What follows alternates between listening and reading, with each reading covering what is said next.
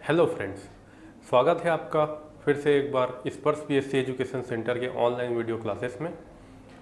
मैं यहाँ पर आपको मैथमेटिक्स यानी कि एप्टीट्यूड पढ़ा रहा हूँ और आज हम नंबर सिस्टम के अगले हमारे टॉपिक को डिस्कस करेंगे। उम्मीद करता हूँ आपने मेरे पिछले जो है कि 3 वीडियो देख लिया होंगे। उनको अगर आपने अभी तक नहीं देखा है तो पहले उन्हें जा कर के आप पूरा कंप्लीट कीजिए तीनों लेक्चर को। उसमें बहुत कुछ जानकारी मैंने नंबर सिस्टम के बारे में दिया है। उसके फिर आज का जो हमारा ये पार्ट 4 है वो आप कंटिन्यू कीजिएगा। चलिए, तो आज का हमारा पहला टॉपिक है वो है इकाई अंक। क्या है? हिंदी में हम इसे बोलते हैं इकाई अंक, या इंग्लिश में इसे ही कहा जाता है यूनिट डिजिट। ठीक है, यूनिट डिजिट। तो इकाई अंक के बारे में मैंने आपको पहले ही बताया था कि किसी भी संख्या, जो भी संख्या हम जब लिखते हैं, जैसे कि अगर मैं 2, 1, 3, 4 लिख लिया, तो यहाँ पर ये जो 4 है ये इकाई है, 3 है वो दहाई है, ये सैकड़ा है, ये हज़ार है, यानी कि ये यूनिट प्लेस है, ये 10th प्लेस है, ये 100th प्लेस है और ये 1000th प्लेस है। ठीक है, तो आज का जो हमारा टॉपिक है वो हम केवल ऐसे यूनिट डिजिट पे ही पूरा अपना फोकस रखेंगे। ठीक है, जैसे कि यहाँ पर 2134 अगर मैं बात करूँ, 2134, तो इसमें 4 जो है वो यूनिट प्लेस पे है। ठीक है, तो इस चीज़ को लेकर के कंपटीशन एग्ज़ाम में बहुत सारे प्रश्न आते हैं। उन सभी प्रश्नों को डिस्कस करते हुए आज हम अपना कंसेप्ट भी स्ट्रॉन्ग बनाते चलेंगे। ठीक है, तो यूनिट डिजिट जैसे मैं देखूं, अगर कोई भी ऐसा एग्जांपल लेते हैं हम, है ना, जैसे 2 × 3 तो हमको क्या मिलेगा? 6। तो अब बताइए यहाँ पर यूनिट डिजिट क्या है? तो सर यहाँ पर तो केवल 6 यूनिट डिजिट है। अगर इसी को मैं 2 प्लस अगर मैं 3 लिख दूँ तो ये क्या हो जाएगा? 5। ठीक है, तो इस टाइप के मैथमेटिकल ऑपरेशन को भी आपको ध्यान में रखना है। मैथमेटिकल ऑपरेशन जो है कि चेंज होने से भी हमारा यूनिट डिजिट चेंज हो जाता है। ठीक है, जैसे अगर मैं बात करूं 9 - 1 अगर करें तो 8 आ जाएगा, है ना, ये 8 ही हमारा यूनिट डिजिट है। अगर मैं 1 - 9 करूं तो 1 को हम जो है कि अगर 1 - 9 करें और सामने अगर कोई नंबर नहीं रहता है तो ये नहीं जाता हम बोलेंगे, लेकिन इसी को अगर मैं 11 में से 9 घटा दूं तो हमारा 2 आ जाएगा, है कि नहीं? ठीक है, तो इस टाइप से यूनिट डिजिट हमको देखना होता है कुछ कुछ मैथमेटिकल ऑपरेशन के साथ में, है ना। और यूनिट डिजिट अब हमको पता करना होता है अगर किसी बड़ी संख्या का। ठीक है, बड़ी संख्या मतलब अगर मैं 25 × 2 कर दूं, क्या आ जाएगा भाई? 25 दूनी 50 होता है भाई, 25 × 2 = 50। तो यहाँ पर यूनिट डिजिट क्या है? 0। ठीक है, अगर इसी को मैं 25 × 3 कर दूं तो क्या हो जाएगा? 75। तो यहाँ पर हमारा यूनिट डिजिट क्या हो गया? 5। यहाँ पर है 0। ठीक है, तो यहाँ से हमारा पहला कंसेप्ट निकल करके आता है। पहला कंसेप्ट क्या है कि किसी भी ऐसी संख्या जिसका यूनिट डिजिट 5 हो। ठीक है, ना केवल 25, यहाँ पर अगर मैं देख लूँ, अगर मैं बात करूँ 15 × 2 भी करता हूँ तो हमें 30 मिलता है।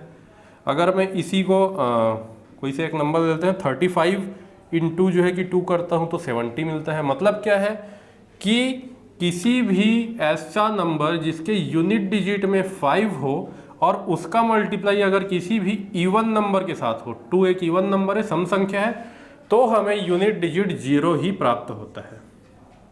ठीक है, क्या बोला मैंने कि किसी भी ऐसी संख्या जिसके यूनिट डिजिट में 5 हो और उसका मल्टीप्लाई किसी भी इवन नंबर के साथ हो तो हमें यूनिट डिजिट हमेशा 0 यानी कि 0 ही प्राप्त होगा। और उसी में जो हमारा दूसरा क्रम आता है वो क्या है कि किसी भी ऐसी संख्या जिसके यूनिट डिजिट में 5 हो और अगर उसका मल्टीप्लाई किसी भी ऑड नंबर यानी विषम संख्या के साथ हो जाता है तो हमारा यूनिट डिजिट 5 ही मिलता है। ठीक है, ऐसा क्यों हो रहा है? क्योंकि हम सभी को पता है 5 के टेबल में क्या आता है? 5 के टेबल में या तो 5 आता है या तो 0।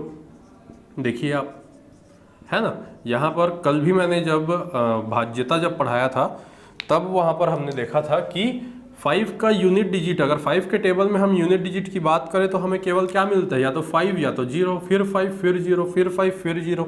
इसीलिए हमें यहाँ पर भी 5 और 0 ही मिल रहा है। ठीक है, तो इस चीज़ का ध्यान रखेंगे कि 5 जिसके यूनिट डिजिट में है, अगर उसका मल्टीप्लाई इवन नंबर यानी सम संख्या के साथ हो गया तो हमें 0 मिलेगा। अगर उसका मल्टीप्लाई विषम संख्या यानी ऑड नंबर के साथ हो गया तो हमें 5 मिलेगा। 5 की यूनिट डिजिट यहीं तक ही है, इसके अलावा आपको कुछ भी और जानने की ज़रूरत नहीं है। ठीक है, अगर मैं एक एग्जाम्पल की बात करता हूँ यहाँ पर, ठीक है, चलो हमको क्या है एग्जाम्पल, मैथमेटिक्स पूरा जो है कि एग्जाम्पल पे टिका है। एक एग्जाम्पल ले लेते हैं हम लोग, है कि नहीं। चलिए 12 गुणा 13 गुणा 14 गुणा 15 गुणा 16 गुणा 17। अब मुझे बताइए कि इसका यूनिट डिजिट क्या होगा, मैं बोला है ना। इस पूरे संख्या का आपस में मल्टीप्लाई करेंगे तो हमें यूनिट डिजिट क्या प्राप्त होगा। तो आपको कुछ नहीं करना है, आपको सबसे पहले क्या ढूंढना है कि क्या इस पूरे संख्या में 5 है किसी के यूनिट डिजिट में। तो देखो यहाँ पर हमें 5 मिल गया, पहला स्टेप। ठीक है, दूसरा स्टेप, अब 5 के साथ मल्टीप्लाई करने में क्या हमारे पास इवन नंबर है या हमारे पास ऑड नंबर है। ठीक है, तो हम देख रहे हैं कि यहाँ पर एक even number, 2 even number, 3 even number, मतलब हमारा तो काम खत्म, क्योंकि 5 किसी भी इवन नंबर के साथ मिलेगा तो वो तो यूनिट डिजिट 0 बना लेता है। अब उसके बाद उसका किसी से भी मल्टीप्लाई करे, 0 का किसी भी संख्या से मल्टीप्लाई करे वो तो 0 ही देता है। जैसे कि 5 चौके 20 हो गया, यहाँ पर यूनिट डिजिट 0 है ना। अब 3 शून्य भी 0 होगा, 2 शून्य भी 0 होगा, यानी कि इस पूरी मल्टीप्लाई के बाद में हमें यूनिट डिजिट क्या प्राप्त होगा, 0 प्राप्त होगा। ठीक है, चलिए अगर मैं एक और एग्जांपल लेता हूँ, है ना। यहाँ पर 11 गुणा 13 गुणा 15 गुणा 17 गुणा 19। अब अगर इसका यूनिट डिजिट निकालें हम, ठीक है, इसमें आप देखिए पहला स्टेप फिर से, क्या इस पूरी संख्या के यूनिट डिजिट में किसी में 5 है, 5 मिल गया यूनिट डिजिट, 15 का यूनिट डिजिट 5 हो गया। अब पूरी संख्या में हमारे पास क्या कोई भी सम संख्या है, पहले सम संख्या ही देखना है, क्योंकि विषम देख के आप 5 अज्यूम कर लेंगे, लेकिन कोई सा सम निकल गया तो फिर से वो 0 हो जाएगा, है ना। जबकि 0 के साथ में फिर कोई सी भी संख्या आ जाए 0 ही देता है। तो यहाँ देखो 5 के बाद में ये तो 11 विषम है, 13 भी विषम है, 17 विषम है और 19 भी विषम यानी कि ऑड नंबर है।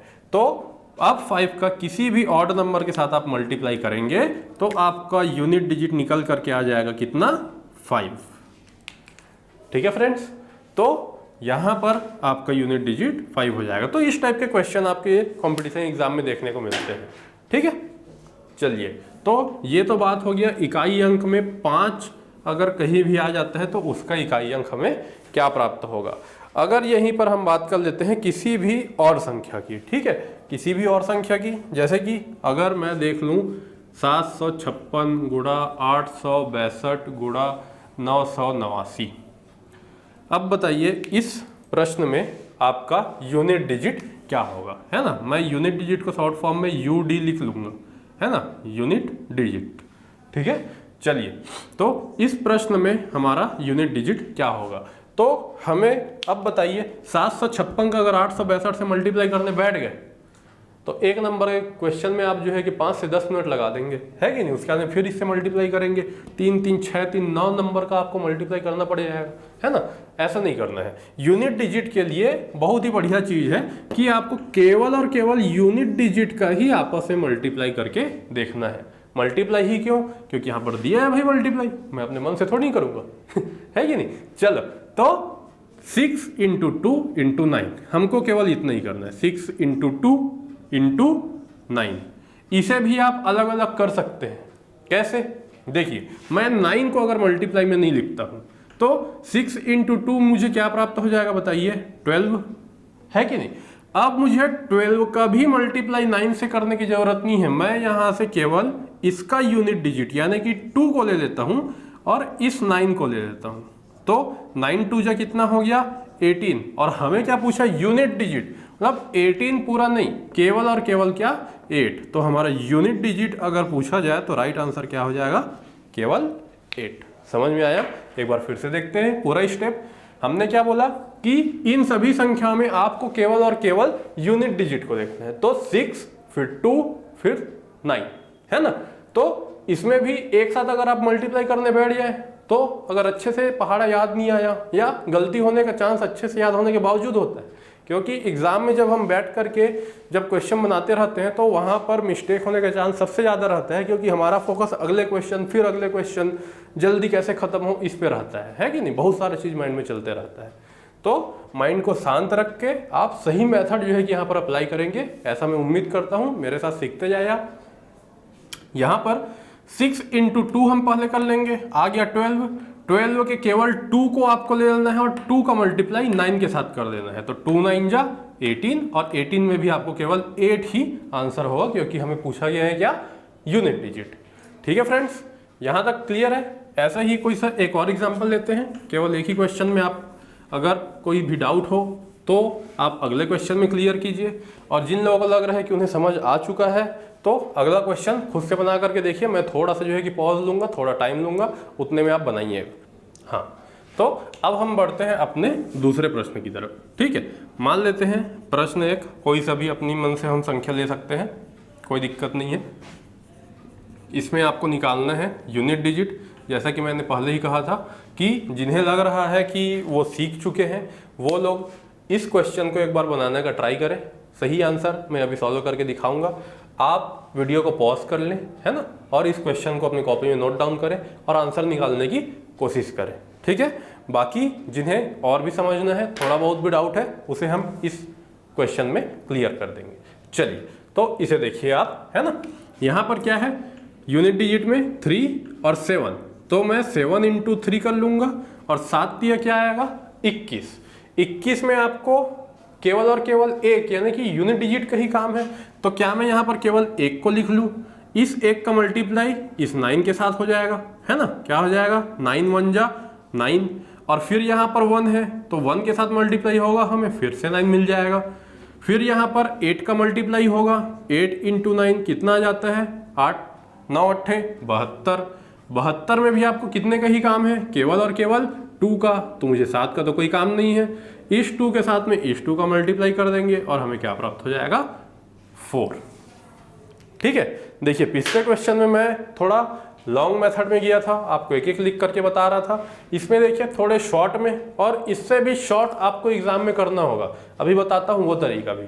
क्या किया मैंने पहले वो देखते हैं। ठीक है, यहाँ पर से सबका यूनिट डिजिट को ही मैं जो है कि काउंट करते गया हूँ, उन्हीं को लिखते गया हूँ, उन्हीं से सॉल्व करते गया हूँ। यहाँ पर क्या है, 7 × 21, 21 का 2 का हमें कुछ काम नहीं, इसलिए मैं 2 यहाँ पर लिखा नहीं। केवल और केवल 1 का काम है, यूनिट डिजिट का काम है, 1 लिख दिया। फिर यहाँ पर 9 का मल्टीप्लाई किए थे, 9 ही आया। 81 में 1 यूनिट डिजिट है, इसलिए 9 में फिर 1 का मल्टीप्लाई किए, फिर से 9 आया। फिर 9 का मल्टीप्लाई 108 में से 8 से किए तो 9 8 72 होता है। 72 में मुझे 7 का कोई काम नहीं, केवल और केवल यूनिट डिजिट 2 का काम है, तो मैंने 2 लिख लिया और 2 का मल्टीप्लाई लास्ट वाले 2 के साथ किया। हमारा आंसर निकल करके आ गया 4, जो हमारा राइट आंसर है, हमारा यूनिट डिजिट है इस पूरे मल्टीप्लिकेशन के बाद में। ठीक है फ्रेंड्स, यहां तक क्लियर है आपको। अब देखिए इससे भी शॉर्ट मेथड क्या होता है, आपको कंपटीशन एग्जाम में ये सब लिखने की भी जरूरत नहीं है, आप मन में करते जाएंगे।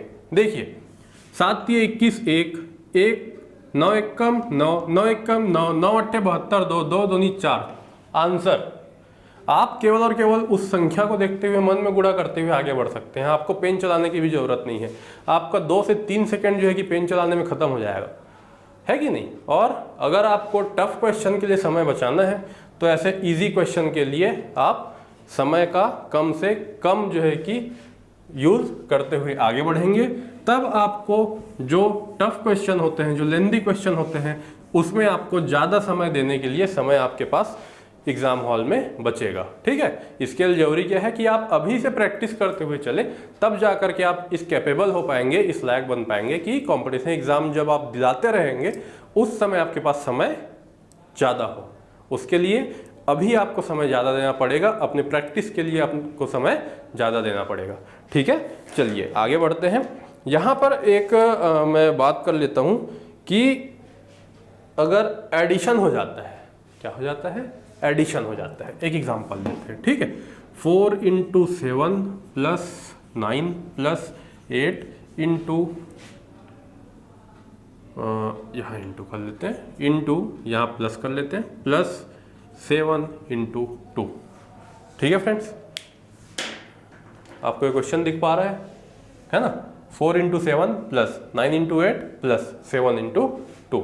अगर इसको मैं सॉल्व करूं तो 7 चौक 7 4 जा 28, 28 का केवल 8 लेना है, प्लस 9 8 जा 72, 72 में केवल 2 लेना है, प्लस 7 2 जा 14, 14 में आपको केवल 4 लेना है।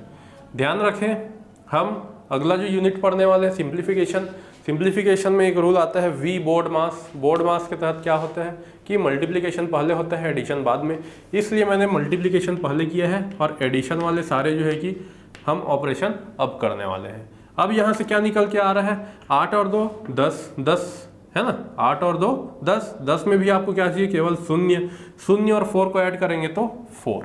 तो इस तरीके से हमारा जो यूनिट डिजिट है वो क्या प्राप्त हो गया हमें, 4। ठीक है, तो जरूरी नहीं है कि हर बार आपको मल्टीप्लिकेशन में ही यूनिट डिजिट पूछे, वो एडिशन के साथ सब्ट्रैक्शन के साथ पूछ सकता है। ठीक है, तो आपको ध्यान रखते हुए चलना है कि आपके पास कौन सा मैथमेटिकल ऑपरेशन आपको परफॉर्म करने के लिए दिया गया है। ठीक है, तो गणित में चिन्हों का बहुत ही ज़्यादा महत्व है ना। कोई भी चिन्ह यहाँ पर ऐसे ही नहीं लिखा गया होता, हर चिन्ह के साथ में आपका महत्व उसका उतना ही होता है, हर चीज़ के साथ उसका मतलब बदल जाता है। तो आपको चिन्हों को गौर करते हुए चलना है। ठीक है, और मैंने अपने सेकंड क्लास में बताया था कि आपको टेबल याद करना है।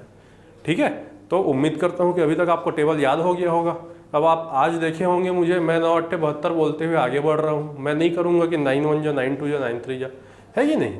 तो याद कर लीजिएगा अगर अभी तक याद नहीं किए हैं, और एक ही बार में नहीं भी होता है, धीरे धीरे प्रैक्टिस करते हुए आप आगे बढ़ेंगे। ठीक है दोस्तों, चलिए अब इस इकाई अंक यानी कि यूनिट डिजिट में जो सबसे जरूरी चीज होता है, जो आमतौर पर क्वेश्चन पेपर में आपको दिखता है कंपटीशन एग्जाम में, वो होता है x to the power n के फॉर्म में। मतलब 2 टू द पावर 214 लिख दिया। अब इसका यूनिट डिजिट निकाल के बताओ, बोल दी, क्या करेंगे हम, डर जाएंगे? नहीं। ठीक है, आज की क्लास देखने के बाद में आपको डरने की जरूरत नहीं है।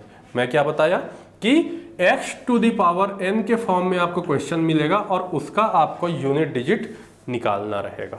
ठीक है, चलिए इसमें मैं इस हेडिंग को हटाता हूँ क्योंकि हमें बहुत ज़्यादा स्पेस की ज़रूरत पड़ेगी, है ना।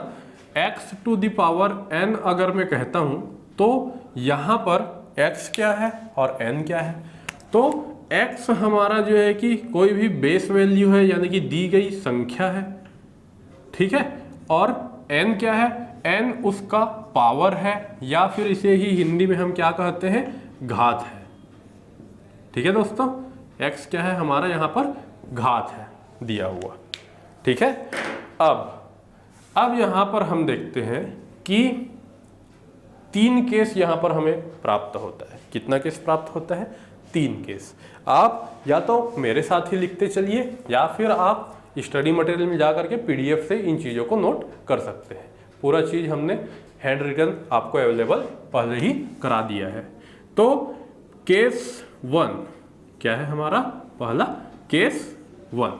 केस 1 क्या कहता है कि किसी भी, ये जो संख्या दी हुई है x, अगर x बराबर 0 1 5 या 6 हो, क्या हो, x की वैल्यू यदि 0 1 5 या 6 हो तो उसके पावर में कोई भी संख्या आ जाए, यानी कि यहाँ पर n जो है आपका, अगर ऐसा हो तो n कुछ भी आ जाए, एनीथिंग, कुछ भी। ठीक है, n आपका कुछ भी आ जाए, आपका जो यूनिट डिजिट होगा वो सेम ही होगा। सेम का मतलब यदि 0 है संख्या में तो आपको 0 ही मिलेगा, 1 है तो 1 ही मिलेगा, 5 ही मिलेगा या 6 ही मिलेगा। अब ऐसा कैसे बोल दिए सर आपने, देखिए एग्जाम्पल लेते हैं, हम हर चीज़ एग्जाम्पल के साथ में प्रूफ कर देते हैं, है कि नहीं। चलिए एग्जाम्पल के तौर पे यदि मैं 100 का पावर 1 बोलता हूँ, तो इसका यूनिट डिजिट क्या हो जाएगा? शून्य ही हो जाएगा सर। 10 का पावर यदि मैं 2 भी बोल देता हूँ तो क्या होगा? 10 गुणा 10 100, शून्य ही हो जाएगा। अगर मैं 10 का पावर 3 बोल देता हूँ क्या हो जाएगा? 1000, यानी कि शून्य ही हो जाएगा। यानी कि आप देख रहे हैं यहाँ जो यूनिट डिजिट में है वही आपको फाइनल पावर भी निकालने के बाद यूनिट डिजिट प्राप्त होता है। ठीक है, तो ये तो हो गया शून्य की बात। अब सर इसी में अगर 1 वाले की बात करूं तो आपको पता है 1 के पावर में अगर मैं 2 रख दूं, 3 रख दूं तो 1 × 1 करेंगे तो 1 ही मिलेगा। 1, अब 11 देख लेते हैं, 11 में यूनिट डिजिट 1 है ना। 11 का स्क्वायर अगर हम निकालते हैं तो 121 मिलता है। यानी कि यहाँ भी देखिए आप यूनिट डिजिट क्या आ गया? 1 ही आ गया। अगर इसी में मैं बात करूँ 21 है ना, 21 का स्क्वायर, 21 का स्क्वायर सर 441 होता है। तो यहाँ भी आप देख रहे हैं कि यूनिट डिजिट क्या मिल गया हमें? 1 मिल गया। यानी कि संख्या अगर x है ना, संख्या के यूनिट डिजिट में अगर 1 मिल रहा है तो उसका जो फाइनल पावर के बाद भी यूनिट डिजिट मिलेगा वो 1 ही मिलेगा। यही चीज 5 और 6 के भी साथ होता है। कैसे? 5 का अगर मैं पावर 1 रखूं क्या मिलेगा? 5 मिलेगा। 5 का पावर अगर 2 रखूं 5 × 5 25, यानी कि फिर से 5 मिलेगा। 5 का पावर अगर मैं 3 रखूं कितना होगा? 5 × 5 × 5, 5 5 जा 25, 25 5 जा 125, तो भी हमें क्या मिलेगा? यूनिट डिजिट 5 ही मिलेगा। इसका मतलब क्या हुआ कि जो मैंने पहले बताया था आपको वो चीज़ मैं प्रूफ करके दिखा रहा हूँ, ये चीज़ सर्वथा सत्य है।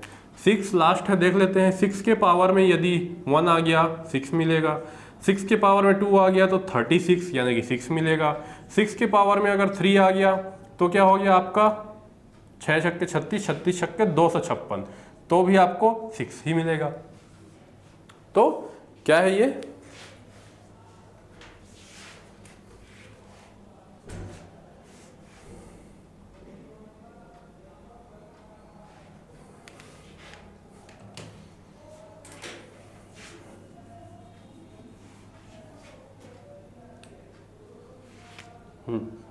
सिक्स के पावर में 3, 6 छक्के 36, 36 छक्के 216, तो यहां पर भी आपको 6 ही मिलेगा।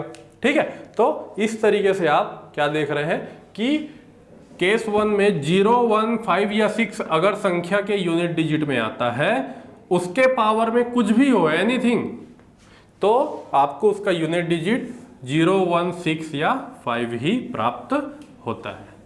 ठीक है, उम्मीद करता हूं यहां तक आपको क्लियर होगा। ठीक है, चलिए अब हम आते हैं किसमें? केस 2।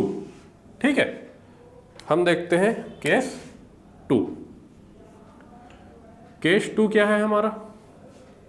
कि यदि संख्या के यूनिट डिजिट में 4 हो, है ना, x बराबर यदि 4 हो और 9 हो।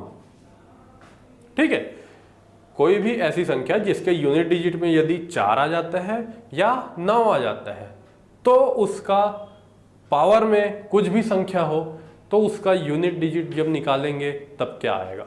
तो यहां पर हो जाता है हमारे पास 2 सिचुएशन। ठीक है दोस्तों, अगर 4 या 9 किसी संख्या के यूनिट डिजिट में है, उसके पावर में कुछ भी हो, तो हमारे पास 2 सिचुएशन आता है। एक तो ये कि जो n है, n यदि सम संख्या है और n यदि विषम संख्या है। ठीक है ना।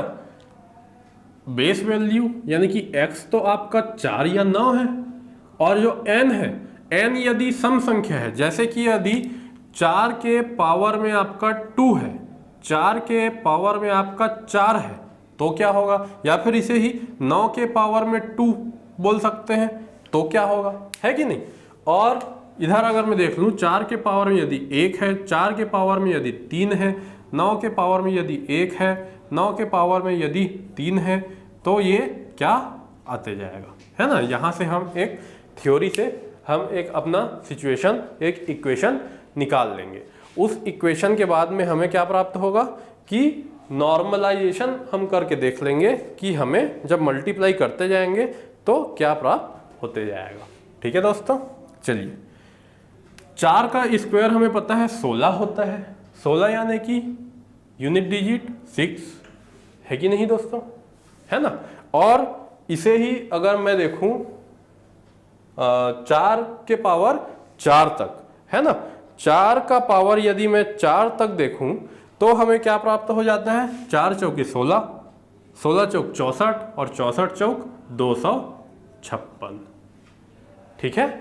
और 9 का स्क्वायर आपको क्या, हाँ यहां से हम एक चीज देख लेते हैं कि यदि किसी भी संख्या के यूनिट डिजिट में 4 है और उसका पावर यदि सम संख्या हमें प्राप्त हो रहा है तो यूनिट डिजिट हमें 6 ही प्राप्त होगा।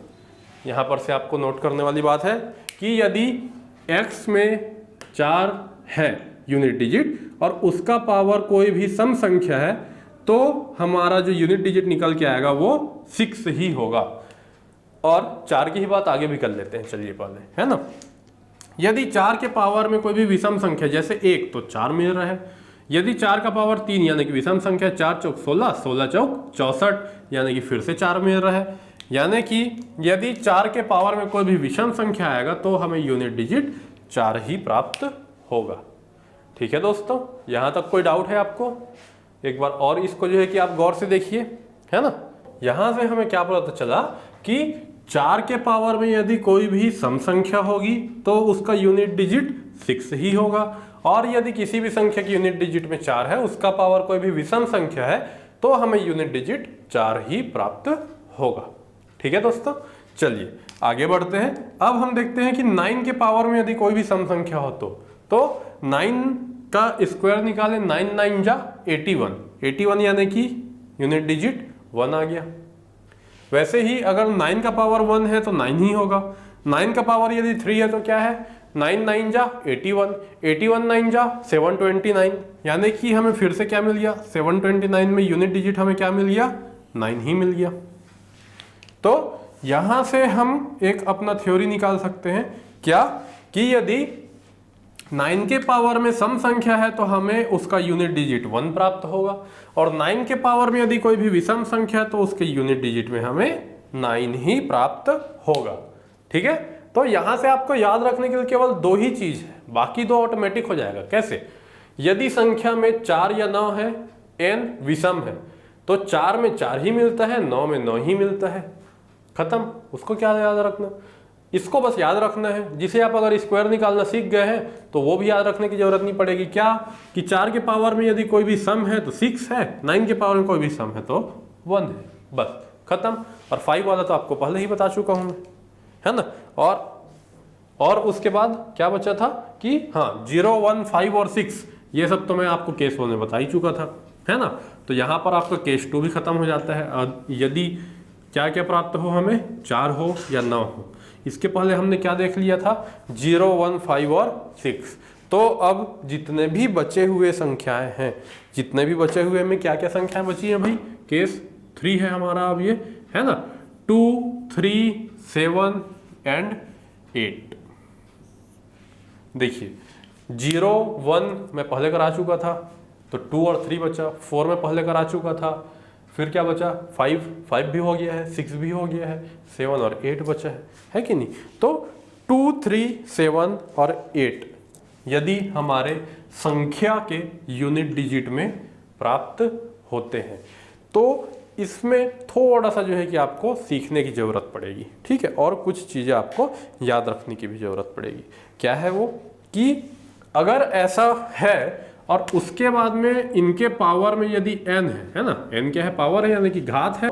यदि n जो है हमारा, उसको हम 4 से डिवाइड करते हैं और डिवाइड करने के बाद हम देखते हैं शेषफल हमें क्या मिल रहा है। तो शेषफल यहाँ से क्या क्या मिल सकता है, या तो 0 या 1 2 3, ठीक है। इसके बाद क्यों नहीं, फिर से 0 ही मिलेगा क्योंकि 4 से ही तो हम डिवाइड कर रहे हैं, ठीक है। तो यदि शेषफल हमें 0 0 1 या 3 प्राप्त होता है तो हर किसी का एक सिचुएशन बनेगा, इनमें से ये चारों नंबर में ही ये चीज अप्लाई होगा, ठीक है। चलिए तो हम देखते हैं कि क्या क्या सिचुएशन यहां पर बनता है। पहला केस बनता है कि यदि शेषफल यानी कि रिमाइंडर हमारा क्या हो, 1 हो, ठीक है। दूसरा, यदि शेषफल 2 हो। तीसरा, यदि शेषफल 3 हो। और चौथा, यदि शेषफल 0 यानी कि 0 हो। ठीक है, इन 4 सिचुएशन में आपको कुछ नहीं करना है। जो भी आप डिवाइड कर रहे हैं जिस भी संख्या की पावर में, उस संख्या का जो यूनिट डिजिट होगा यानी कि x, उसके पावर में आपको इन नंबर को लिख देना है। यहां पर x टू द पावर 1, यहां x टू द पावर 2, यहां x टू द पावर 3 और यहां x टू द पावर 4। ठीक है दोस्तों, एक एग्जाम्पल लेते हैं, उससे आपको ज़्यादा क्लियर होगा, है ना। चलिए देखते हैं। ये प्रश्न आपको क्वेश्चन पेपर में देखने को मिल जाएगा अपने, है ना। वहाँ से भी आप इसे सॉल्व करने की कोशिश कर सकते हैं। जैसे एक नंबर लेते हैं 737 के पावर में 49। अब इसका आपको यूनिट डिजिट निकाल के बताना है। क्या क्वेश्चन क्या है? 737 टू द पावर ऑफ 49। यदि इसका मैं यूनिट डिजिट पूछता हूं क्या होगा, तो आपको यहां से केवल एक चीज देखना है, मानना है यहां पर let suppose x is equal to 7 and n is equal to 49। देखिए मैंने पहले ही बताया यहाँ पर x to the power x to the power n है ना। x जो है संख्या है और संख्या में भी कौन सा, केवल यूनिट डिजिट। मैंने यहाँ पर बताया था आपको x किसको लेना है, जो भी संख्या दी गई है उसके यूनिट डिजिट को। तो यहाँ पर ले लिया हमने 7 को। अब n क्या है, तो n पावर है, घात है, तो n लिख लिया मैंने 49। अब आप देखेंगे कि जितने भी मैंने केस पढ़ाए हैं, 3 केस में से ये x इज इक्वल टू 7 किस केस में आता है? तो सर ये तो केस 3 में आता है, जहां आपने बताया था कि 2, 3, 7 या 8 के लिए क्या होगा, है कि नहीं।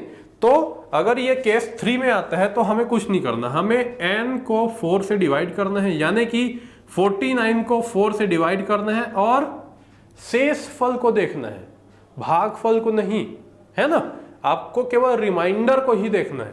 तो 49 को 4 से हम डिवाइड करते हैं तो हमें रिमाइंडर क्या मिलता है, यहां से 4 1 जा 4 हो जाएगा, 4 2 जा 8 हो जाएगा, है ना। 4 1 जा 4, 4 2 जा 8, 48 तक तो यहाँ पे चले गया। रिमाइंडर क्या बचा, यहां से हम देखते हैं कि हमारा जो रिमाइंडर है वो बच गया 1। क्या बच गया फ्रेंड्स, यहां पर हमारा रिमाइंडर बच गया 1। यदि 1 रिमाइंडर है तो देखिए यहां पर यदि शेषफल 1 हो, रिमाइंडर 1 हो, तो हमें क्या करना है, x टू द पावर 1 कर देना है। यहां x हमारा क्या है, x है हमारा 7, तो 7 टू द पावर 1 अगर हम करें तो हमें क्या प्राप्त होगा, 7। तो यहां से हमारा आंसर निकल करके आ चुका है कि 737 टू द पावर 49 में यूनिट डिजिट 7 ही होगा। ठीक है फ्रेंड्स, उम्मीद करता हूं कि यहां पर आपको थोड़ा बहुत समझ में आया होगा। थोड़ा बहुत जो नहीं आया है वो अभी हम एक और क्वेश्चन देखते हैं, उसमें क्लियर करते हैं। ठीक है, यहां तक नोट कर लीजिएगा। चलिए हम एक और क्वेश्चन जो है कि ऐसा ही सॉल्व करके देखते हैं। ठीक है, कि यदि हाँ, क्वेश्चन है हमारा 233 टू द पावर 192। कोई दिक्कत नहीं, कोई सा भी ले सकते हैं, मैंने ये एक ले लिया है ना। यहां से अगर मैं सॉल्व करूं, हमें क्या लेना है, पहले x अज्यूम करना है। x यहाँ पर 3 दिया हुआ है, n है यहाँ पर 192। अब यदि मैं 192 को क्या करूं, 4 से डिवाइड करूं, हमें क्या करना है, n को डिवाइड करना है ना 4 से, तो 4 से मैंने डिवाइड कर दिया है। 4 से अगर मैं इसको डिवाइड करता हूं तो क्या होता है, 4 चौक 16, 16 के बाद यहाँ पर कितना बच गया, और 3 यानी कि 32, तो 4 अट्ठे 32, तो ये तो पूरा पूरा डिवाइड हो गया भाई। तो हमारा रिमाइंडर क्या बचा है, रिमाइंडर तो हमारा हो गया 0। क्या हो गया भाई, रिमाइंडर तो हमारा हो गया शून्य। अगर शून्य होता है तो हम क्या जानते हैं, शून्य वाला केस देखिए, यदि शेषफल शून्य हो तो x टू द पावर 4 करना है, यानी कि 3 टू द पावर 4 करना है। 3 का पावर 4 कैसे निकालेंगे, 3 गुणा 3 गुणा 3 गुणा 3, क्या निकल के आ गया दोस्तों, 3 तिया 9, 9 तिया 27 और 27 तिया 81। क्या किया हमने, 3 तिया 9, 9 तिया 27 और 27 तिया 81, यानी कि 81। 81 में भी आपको क्या देखना है, केवल और केवल 1। तो 233 के पावर में 192 में यूनिट डिजिट क्या आएगा, तो 1 आएगा। ठीक है दोस्तों, खत्म। देखिए कितना बड़ा नंबर है, उसका यूनिट डिजिट आप आसानी से ऐसे चुटकियों में निकाल देंगे, है ना। चलिए, तो इस तरह से जो है कि जिसके भी ऐसी कोई भी संख्या जिसके यूनिट डिजिट में 2, 3, 7, 8 हो, तो उसका कंडीशन मैंने केस 3 में बताया। इसके पहले 0, 5, 1, 2, 3 सब जो है कि यहाँ पर क्लियर हो चुका है, यानी कि किसी भी संख्या में कोई सा भी यूनिट डिजिट हो उसमें पूरी संख्या का यूनिट डिजिट निकालना आपको मैंने सिखा दिया है। उम्मीद करता हूँ इस चीज़ को आप बहुत ही अच्छे समझ जाएंगे, सीख जाएंगे और आगे अपने कॉम्पिटिशन एग्जाम में इस तरह के क्वेश्चन को आप सॉल्व कर पाएंगे। ठीक है, अब आज का हमारा जो दूसरा टॉपिक है वो है नंबर ऑफ जीरोस। ठीक है, क्या है, नंबर ऑफ जीरोस। इसे ही हम क्या कहते हैं हिंदी में, शून्यों की संख्या। चलिए, नंबर ऑफ जीरोस, ऐसे भी क्वेश्चन आते हैं जिसमें आपको कोई सा भी लंबा चौड़ा संख्या दे दिया रहता है, फैक्टोरियल में संख्या दे दिया रहता है और उसमें आपको बताना है कि इन सब को सॉल्व करने के बाद में आपको कितने शून्य प्राप्त होंगे। ठीक है, तो एक चीज बहुत ही कॉमन सा आपको पता होना चाहिए कि शून्य हमेशा 5 गुणा 2 के बाद ही बनता है। 5 दूनी 10, या 5 में कोई सी भी सम संख्या का आप गुणा करेंगे तभी आपको, जैसे 5 चौके 20, शून्य प्राप्त होगा। ठीक है, तो हमें कुछ नहीं करना है, इसमें केवल और केवल 5 के ऊपर आपको फोकस रखना है। अभी जब मैं बताऊंगा तो ध्यान रखते जाएंगे। ठीक है, इसके लिए थ्योरी कुछ नहीं है, डायरेक्ट हम एग्जाम्पल के तौर पर इसको देखते हैं। ठीक है, जैसे कि एक क्वेश्चन आता है ना, फैक्टोरियल वाले क्वेश्चन आते हैं इसमें। तो जैसे 36 फैक्टोरियल में शून्यों की संख्या कितनी होगी। ठीक है, 36 फैक्टोरियल में शून्यों की संख्या, ठीक है, कितनी होगी, है ना। तो इसका एक तरीका, बहुत ही इजी तरीका, कुछ नहीं है। 36 को आप लो फैक्टोरियल को जाने दीजिए आप, 36 को आप 5 से डिवाइड कीजिए, कितना आएगा बताइए, 5 7 35, एक को छोड़ दीजिए, कोई काम नहीं है एक से हमें कोई लेना देना नहीं है। 5 7 35, 7 को लिख लीजिए आप। ठीक है, इस सात में फिर 5 को डिवाइड कीजिए, कितना आएगा, 5 एक कम 5, 5 1 जा 5, 2 रिमाइंडर बचा, जाने दो उसको, मत पकड़ो, जाने दो, है ना, जो जाता है उसे नहीं रोकना चाहिए, जाने दो। ठीक है, अब ये 1 को अगर मैं 5 से डिवाइड करूं तो क्या ये जाएगा, नहीं जाएगा, 0 हो गया। तो आपको अगर इसमें शून्यों की संख्या बतानी है तो आपको ये सब नंबर को आपस में जोड़ लेना है। 7 और 1 8, 8 और 0 8, आपका आंसर निकल करके आ चुका है 8। ठीक है दोस्तों, 36 फैक्टोरियल की अगर बात करूं कि इसमें शून्यों की संख्या कितनी होगी तो 8 होगी। ठीक है, ऐसा ही एक और एग्जांपल ले लेते हैं हम, है ना। क्या एग्जांपल है हमारे पास, मान लेते हैं 179 फैक्टोरियल। ठीक है, 179 फैक्टोरियल में शून्यों की संख्या कितनी होगी, ये हम देखते हैं सॉल्व करके, है ना। क्या करना है हमें, 179 को लेना है, 5 से डिवाइड करना है, कितना आएगा, 5 3 जा 15, 5 तिया 15, 15 के बाद में 2 बचा, है ना, 5 तिया 15, 15 के बाद 2 बचा तो ये हो गया 29, तो 5 पंचे 25, 4 रिमाइंडर बचा, जाने दो उसको, कोई दिक्कत नहीं। आप ले लो 35 को आप 5 से डिवाइड करेंगे तो 5 7 35, पूरा चले गया।